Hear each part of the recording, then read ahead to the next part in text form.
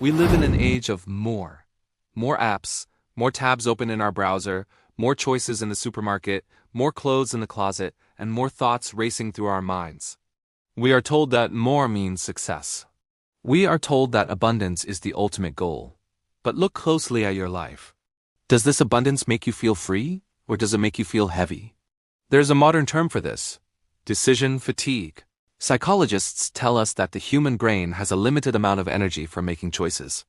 Every time you decide what to wear, what to eat, which email to answer, or which video to watch, you are draining a battery. By 2 p.m., many of us are running on empty. We feel paralyzed, anxious, and exhausted, not because we did too much work, but because we managed too much complexity. Today, I want to offer you a different path. It is the path of the essential. It is the philosophy of simplicity. Simplicity is not about poverty. It is not about having nothing. It is about removing the unnecessary so that the necessary may speak. It is the ultimate sophistication. To understand how to execute this power of clarity, we must turn off our notifications and listen to the quiet wisdom of history as four greatest minds: Socrates, Buddha, Confucius, and Jesus. They lived in different times, but they all arrived at the same conclusion. Truth is simple. Complexity is a form of hiding. Let us begin in Athens with Socrates. He was a man who owned almost nothing. He wore the same simple tunic every day. He walked barefoot. Yet, he was the wealthiest man in Greece because he possessed a mind of absolute clarity. Socrates teaches us intellectual simplicity. He saw that people complicate things to sound smart. Politicians used flowery language to hide their lies. Poets used complex metaphors to hide their lack of meaning. Socrates cut through this fog with a simple tool: the question, what is justice? What is virtue? He stripped away the layers of opinion until he reached the core truth. For us, practicing Socratic simplicity means auditing our lives. It means looking at your calendar, your finances, and your relationships and asking, is this essential? Most of what we do is just noise. We say yes to things we hate to impress people we don't like. Socrates invites us to have the courage to say no. He teaches us that a wise life is not a full life, but a focused life. Now let's move east to the Buddha. If Socrates clears our schedule, Buddha clears our mind. The Buddha identified the root of our suffering as complex desires. We want things to be permanent when they are temporary. We want control over things we cannot control. This mental wrestling match creates a tangled web of anxiety. Buddha teaches the concept of sunyata, or emptiness. This doesn't mean a blank void. It means a mind uncluttered by craving. Imagine a room filled with furniture, boxes, and trash. You cannot walk through it. You cannot breathe. That is the modern mind. Meditation, the Buddha's primary tool, is simply the act of cleaning that room. It is the practice of observing a thought, realizing it is just a cloud passing through the sky and letting it go. Simplicity, to the Buddha, is the one mind. It is doing one thing at a time. When you walk, just walk. When you eat, just eat. When you listen, just listen. In our multitasking world, doing one thing fully is a revolutionary act. It restores your power. Next, we turn to Confucius.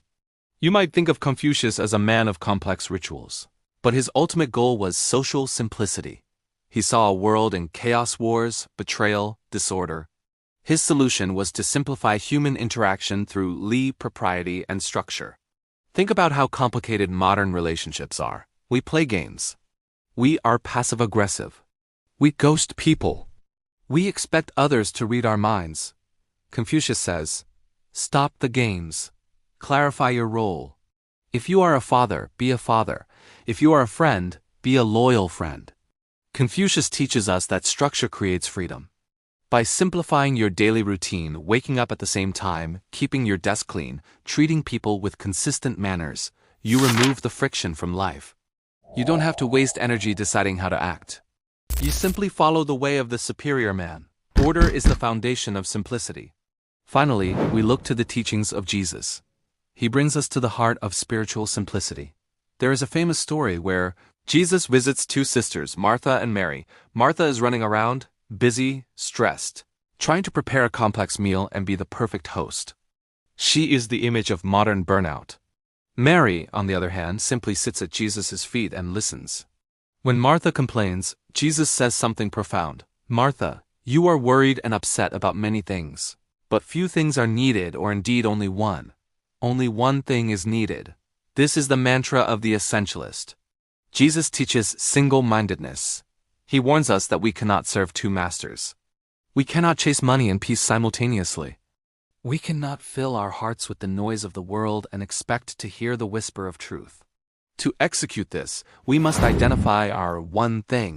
What is the one goal, the one value that drives your life? Everything else is just distraction. So, how do we synthesize this ancient wisdom into a modern strategy? How do we become simple in a complex world? First, apply Socratic Subtraction. Go through your closet, your apps, and your to-do list. If it doesn't spark joy or serve a purpose, delete it. Throw it out. Be ruthless. Space is more valuable than stuff. Second, practice Buddhist focus. Stop multitasking. It is a myth. It makes you dumber and slower. Commit to single tasking. Set a timer for 20 minutes and do only that one task. Third, build a Confucian routine. Wear a uniform like Steve Jobs or Mark Zuckerberg to reduce decision fatigue. Eat similar meals. Automate your bills. Create a structure that runs on autopilot so your brain is free for big ideas. And fourth, find your Jesus moment. Every morning, before the chaos begins, sit in silence for 10 minutes. Remind yourself of your one thing. Center your compass before you start the journey. Michelangelo was once asked how he carved the beautiful statue of David. He replied, "I simply took away everything that was not David." That is your task. Your life is a block of marble. The masterpiece is already inside you, buried under the layers of other people's expectations, useless habits, and material clutter. You do not need to add anything to become happy. You need to chip away. You need to simplify. There is a tremendous power in being the simplest person in the room. When you are simple, you are clear. When you are clear, you are fast. And when you are fast, you are effective. Do not be afraid of the empty space. Do not be afraid of the silence. Embrace the power of less. Because in the end, a life of simplicity is not a life of less. It is a life of more time, more peace, more meaning, and more you.